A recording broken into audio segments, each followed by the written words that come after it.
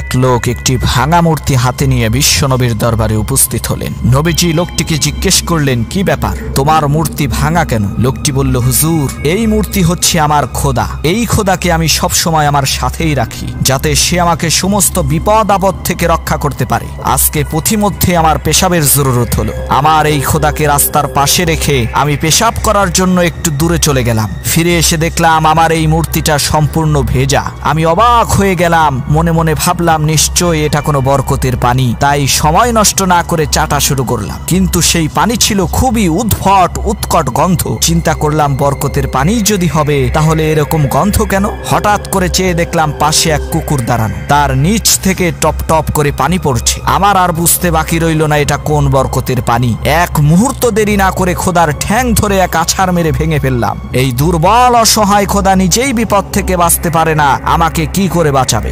আব্রাহা বাদশাহ যখন হস্তি বাহিনী নিয়ে কাবা শরীফ ধ্বংস করার জন্য এসেছিল, তখন আল্লাহ রাব্বুল আলামিন আবাবিল পাখির মাধ্যমে আব্রাহা বাদশার সেই হস্তি বাহিনীকে ধ্বংস করে দিলেন। তাহলে হিন্দুরা যে ভারতের বাবরি মসজিদ ভাঙলো, আল্লাহ রাব্বুল আলামিন কেন সেই বাবরি মসজিদকে রক্ষা করার জন্য কোনো পাখি পাঠালেন না? শোনো মুসলমান, যখন আব্রাহা বাদশাহ কাবা শরীফ ভাঙার জন্য এসেছিল, তখন এই পৃথিবীতে কাবা ঘরকে রক্ষা করার জন্য কোনো মানুষ ছিল না। তাই কাবা ঘরকে রক্ষা করার জন্য আল্লাহ তাআলা আবাবিল পাখি পাঠিয়েছিলেন। আর যখন বাবরি মসজিদ ভাঙা হয়েছে, তখন এই পৃথিবীতে প্রায় 130 কোটি মুসলমান বিদ্যমান ছিল।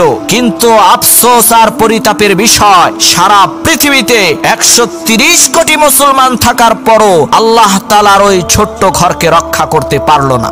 আজকে সেই মসজিদের স্থানে রাম মন্দির তৈরি করা হয়েছে, যেখানে মহান আল্লাহ রাব্বুল আলামিনের কুদরতি পায়ে সিজদা করা হতো। সেখানে আজকে আল্লাহর আরবের বড় বড় কাফের সর্দারেরা নবীজির চাচা আবু তালেবের কাছে এসে বলল, আবু তালেব, তুমি কি জানো তোমার ভাতিজা কয় কি? সে এক ও অদ্বিতীয় খোদার দাওয়াত দেয় আর আমাদের মূর্তি আর প্রতিমার সমালোচনা করে। তুমি তাকে বলে দিও, সে যদি নারী চায় তাহলে আরবের সবচাইতে সুন্দরী নারীকে তার জন্য আমরা এনে দেব। ক্ষমতার ধন সম্পদ চাইলে তাও দেব, তবুও যাতে সে আমাদের বাপদাদার ধর্মের বিরুদ্ধে কোনো কথা না বলে। নবীজি বাড়ি ফেরার পর আবু তালেব তাকে বলল, হে আমার ভাতিজা, তুমি এমন কথা কেন বলো যাতে লোকেরা ক্ষেপে যায়? তারা আমাকে এই সব প্রস্তাব দিয়ে গেছে।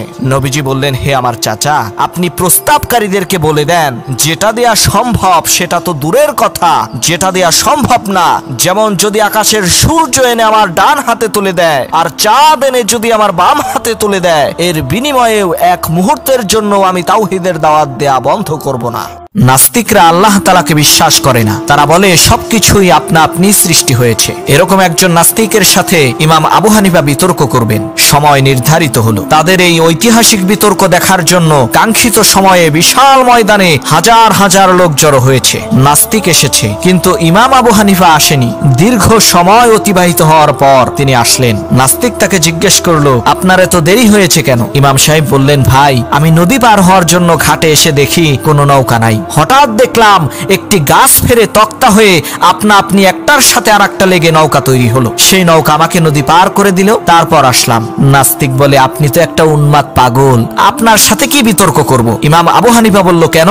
নাস্তিক বলে, মিস্ত্রি ছাড়া আপনা আপনি কি কোনো নৌকা তৈরি হয় নাকি? এবার ইমাম আবু হানিফা বলল, তাহলে এই আকাশ জমিন আর চন্দ্র সূর্য কি কোনো স্রষ্টা ছাড়াই আপনা আপনি তৈরি হয়েছে? এই কথা শুনে নাস্তিক তার ভুল বুঝতে পারল।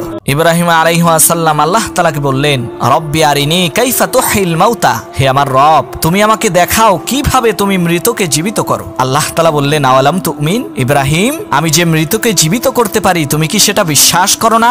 ইব্রাহিম আলাইহিস সালাম বললেন, হে আল্লাহ, অবশ্যই বিশ্বাস করি, তবে যদি দেখতে পারতাম তাহলে আমার কলিজাটা ঠান্ডা হতো। আল্লাহ তাআলা বললেন, ঠিক আছে, তুমি 4টা পাখি ধরো আর সেই পাখিগুলোকে পোষ মানাও, তারপর সেই পাখিগুলোকে জবাই করে সেগুলোর গোশত টুকরো টুকরো করে একসাথে মিক্সড করে পাহাড়ের উপরে ছিটিয়ে দাও। নবী ইব্রাহিম আল্লাহ তাআলার হুকুমগুলো যথাযথভাবে পালন করলেন। এবার আল্লাহ তাআলা বললেন, ইব্রাহিম, তুমি তোমার পাখির নাম ধরে ডাকো। ইব্রাহিম আলাইহিস সালাম তার পাখির নাম ধরে ডাকলেন। সাথে সাথে সেই পাখির টুকরো টুকরো গোশত একটার সাথে আর একটা জোড়া লেগে পাখিগুলো জীবিত হয়ে ইব্রাহিম আলাইহিস সালামের কাছে চলে আসলো। এক দরবেশের অত্যন্ত প্রিয় একজন শিষ্য ছিল, তার আবার ধূমপান করার বদঅভ্যাস ছিল। একদিন দরবেশ তার সেই শিষ্যকে নিয়ে নিয়ে সফরে বের হলো। রাস্তার পাশে ছোট্ট একটি চারা গাছ দেখে দরবেশ তার শিষ্যকে বলল, এই গাছটি তুমি মাটি থেকে তুলো তো, দেখি তোমার শক্তি কত। শিষ্য বলল, হুজুর এটা কোনো ব্যাপার হলো নাকি? একটানে শিষ্য গাছটিকে তুলে ফেললো। একটু সামনে যাওয়ার পর 4-5 ফুট উঁচু একটি গাছ দেখে দরবেশ বললেন, এই গাছটিকে তুলো দেখি। শিষ্য অনেক চেষ্টার পর অবশেষে সেই গাছটিকেও তুলে ফেললো। এরপর দরবেশ 20 ফুট উঁচু একটি আম গাছ দেখিয়ে বললেন, এই গাছটিকে তুলো দেখি। শিষ্য বলে, হুজুর এইটা কোনো কথা বললেন? এই গাছ আমি কিভাবে তুলবো? দরবেশ তখন বলল, আমি তোমাকে এটাই শিক্ষা দিতে চেয়েছি, গাছের শিকড় যদি একবার গভীরে চলে যায় তাহলে সহজে তাকে উঠানো যায় না। সুতরাং তোমার বিড়ি খাওয়ার বদঅভ্যাসকে ছোট থাকতেই উপড়ে ফেলো। এক এলাকায় একটা প্রসিদ্ধ কূপ ছিল। সেই এলাকার সমস্ত লোকেরা সেই কূপ থেকে পানি নিত। একদিন 8-10 বছর বয়সী দুই বন্ধু সেই কূপের পাশে খেলার সময় তাদের দুইজনের মধ্য থেকে একজন সেই কূপের মধ্যে পড়ে গেল। অপর বন্ধু কূপের পাশে দাঁড়িয়ে চিৎকার করে মানুষের সাহায্য চাইতে থাকলো। ঘটনাক্রমে সেই দিন কূপের আশেপাশে একজন লোকও ছিল না। কোনো ধরনের কোনো উপায়ন্তর না দেখে সেই ছোট্ট 8 বছর বয়সী ছেলেটি তার বন্ধুকে বাঁচাবার জন্য কূপের পাশে থাকা রশিতে বাঁধা বালতি কূপের মধ্যে নামিয়ে দিল, আর অনেক কষ্ট করে তার বন্ধুকে কূপ থেকে বের করে আনলো। তারা দুইজন এলাকায় এসে যখন এই ঘটনা বলল, কেউ তাদের কথা বিশ্বাস করলো না যে এই ছোট্ট 8 বছরের বাচ্চা কিভাবে আর একটা 10 বছরের বাচ্চাকে কূপের নিচ থেকে টেনে তুলতে পারে। সে এলাকার একজন জ্ঞানী লোক ছিল। সে বলল, হ্যাঁ, ওরা দুইজনই সত্য কথা বলছে। কারণ হচ্ছে সেই ছেলেটি যখন তার বন্ধুকে কূপ থেকে টেনে তুলেছে তখন তাকে এই কথা বলার মতো কোনো লোক ছিল না যে তুই এই কাজটা করতে পারবি না। এক লোক গরু কিনতে হাটে যাচ্ছে। পথিমধ্যে এলাকার এক হুজুরের সাথে তার দেখা। হুজুর সেই লোকটিকে জিজ্ঞেস করলো, ভাই আপনি কই যান? লোকটি বলল, আমি হাটে যাই গরু কিনতে। হুজুর বলল, ভাই প্রত্যেকটা ভালো কাজে ইনশাল্লাহ বলতে হয়। লোকটা বলল, চুপ করো মিয়া, পকেটে টাকা আছে, হাটে গরু আছে, এখানে আবার ইনশাল্লাহ বলার কি আছে?